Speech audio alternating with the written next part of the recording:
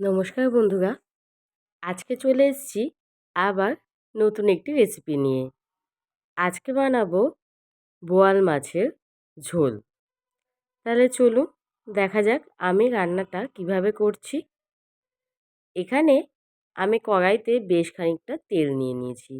এই তেলটা আমার লুচি ভাজার তেল ছিল, সেটাকে নষ্ট করব না বলে এইখানেই রান্নাটা আমি স্টার্ট করে দিয়েছি। আপনারা চাইলে এই রান্নাটা সর্ষের তেলেও করতে পারেন। প্রথমে বড়িগুলোকে ভালো করে ভেজে নিয়ে একটা বাটিতে সামান্য জল নিয়ে তার মধ্যে ভাজা বড়িগুলো রেখে দিয়েছি, তাতে বড়িটা একটু নরম হয়ে যাবে। এইবার বোয়াল মাছ ভাজার পালা। আমি এখানে 5 পিস মাছ নিয়েছি। বোয়াল মাছ কিন্তু ভাজতে গেলে খুব তেল ছেটে, তাই যখনই রান্না করবেন কোনো দিকে না তাকিয়ে একটা বাসন কিন্তু অবশ্যই রাখবেন মাছটাকে ঢেকে ভাজার জন্য। আস্তে আস্তে আমি মাছগুলো ভেজে নেব। অবশ্যই সাবধানে ভাজবেন, নইলে কিন্তু তেল ছেটার খুব চান্স থাকে। আচ্ছা, মাছ তো আমি ভেজে নিয়েছি। এইবার কড়াইতে দিয়ে দেব খানিকটা কালো জিরে। এখানে আমি হাফ চামচ মতো কালো জিরে নিয়েছি। আর যেই সবজিগুলো আমি তরকারিতে দিয়েছি সেগুলো হলো কয়েকটা শিম, একটা আলু আর কয়েক পিস বেগুন। আর এখানে টমেটো আমি 2টো কেটে নিয়েছি। প্রথমে আমি নুন হলুদ মাখিয়ে আলুগুলো ভেজে নেব। আপনারা যারা আমার চ্যানেলে নতুন, অবশ্যই আমার চ্যানেলটিকে সাবস্ক্রাইব করে নেবেন। আর পাশে থাকা বেল আইকনটি অবশ্যই প্রেস করে দেবেন। পুরনো বন্ধুদের জানাই আমার পাশে থাকার জন্য অনেক ধন্যবাদ ও ভালোবাসা। আস্তে আস্তে আমরা কেটে রাখা সব সবজিগুলো একটু ভেজে নেব। রান্না করতে কিন্তু আমাদের এতটা তেল লাগবে না। এই সবজিগুলো ভেজে নিয়ে আমি খানিকটা তেল কমিয়ে রাখব।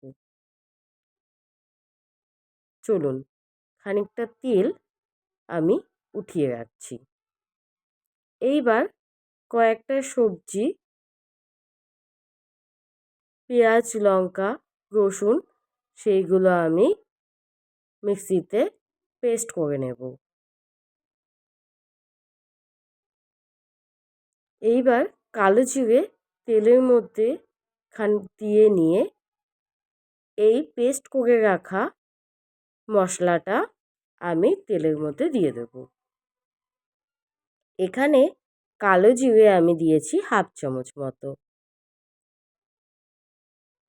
দিয়ে দেব হাফ চামচ হলুদ।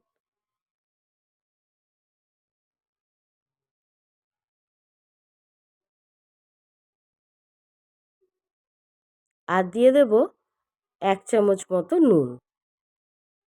নুনটা নিজেদের পরিমাণ অনুযায়ী দেবেন। এই দিয়ে ভালো করে খানিকটা কষিয়ে নেব।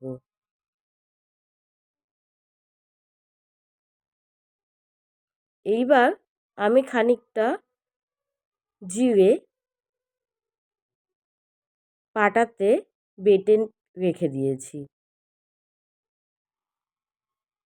নুন হলুদ দিয়ে মশলাটা ভালো করে কষিয়ে নিয়ে দিয়ে দেব কেটে রাখা টমেটোগুলো। টমেটো দিয়ে ভালোভাবে নাড়িয়ে নেব।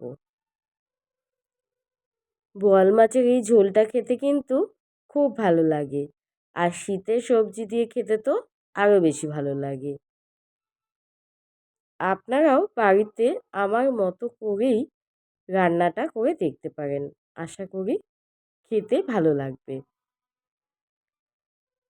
এইবার প্রত্যেকটা ভেজে রাখা সবজি আমি রান্নাতে দিয়ে দেব। বেগুনটা একটু বাদে দিলেই ভালো হয়, নইলে বেগুনগুলো শেষ পাতে একদমই খুঁজে পাওয়া যায় না। এইবার এর মধ্যে দিয়ে দেব বেটে রাখা জিরে গুঁড়ো, জিরেটা। এখানে আমি হাফ চামচ মতো জিরে নিয়েছি।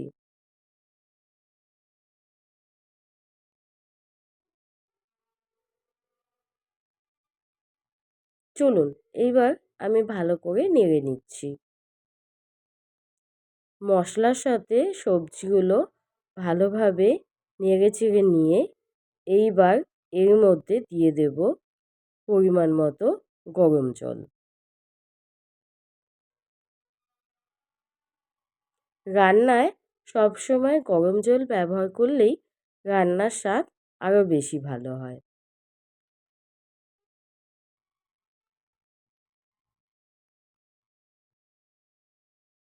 মাঝপথে আমি কিন্তু কয়েকটা বেগুন উঠিয়ে রেখেছিলাম। ওই যে বললাম, না হলে ওদেরকে আর খুঁজে পাওয়া যাবে না। এইবার ঝোল ফুটতে দেব আর তার সাথে গ্যাসটাও একটু কমিয়ে রাখবো। আর এখানে বড়িগুলোও দিয়ে দিয়েছি। এই মাছের ঝোল খেতে কিন্তু খুবই সুস্বাদু হয়। আপনারা বোয়াল মাছের পরিবর্তে অন্য কোনো মাছ যেমন রুই, কাতলা দিয়েও এই ঝোল বানাতে পারেন। খেতে কিন্তু খুবই ভালো লাগে। এইবার দিয়ে দেব ভেজে রাখা মাছগুলো। আমি এখানে মাছগুলো বেশ কড়া করে ভেজে নিয়েছি। আপনারা চাইলে হালকা ভাজলেও চলবে। কিন্তু ওই যে বললাম, মাছ ভাজাটা কিন্তু সাবধানে করতে হবে। এইবার গ্যাসটা কমিয়ে একটা ঢাকনা দিয়ে দেব। ব্যাস, আমাদের মাছের ঝোল কিন্তু রেডি। দেখুন, খুব বেশি খাটনি কিছু নেই। এর মধ্যে চাইলে ধনেপাতা দিতে পারেন, তাহলেও ভালো লাগবে। গরম মশলা দিলেও কিন্তু ভালো লাগে। দেখুন আমার মাছের ঝোলটা কত সুন্দর হয়েছে। নমস্কার বন্ধুরা, দেখা হবে আবার অন্য কোনো ভিডিওতে।